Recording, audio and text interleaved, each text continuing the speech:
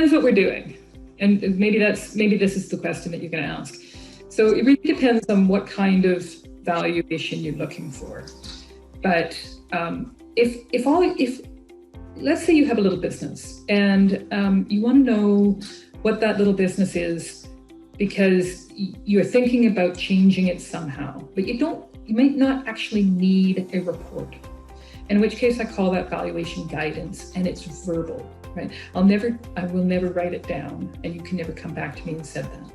And that valuation guidance starts around $3,000, and it goes somewhere between $3,000 and $5,000. And it really comes down to, again, back to the complexity of what we're doing, right? And for example, I can give an example of this one. There was an employee that was considering accepting the business owner's invitation to buy the business, but the employee didn't actually need a report. He just needed to know whether or not the price that was offered to him was a good price. I mean, this is back to reducing the risk in transactions. Is he going to get screwed, or is it actually true, right? So in that case, I gave him valuation guidance. He gave me all the information that he could get out of the business owner, and I did my magic and put it in my financial model and came back to him and said, okay, I think it's worth X. And he was happy with that because he didn't actually have to pay a whole bunch for a report that all he was going to do was shove on the shelf and never ever look at again, except maybe to decide in 15 years whether or not he had wasted his time and money and reevaluated his life choices. But if you need to show this, you need to prove this value to somebody else, then you do want a report. And the biggest cost of writing a report is not in the financial modeling, because again, most companies are the same. They've all got the same components to them: revenue, expenses, assets, liabilities, right? The biggest component is in the writing of that report, and it takes a long time to write.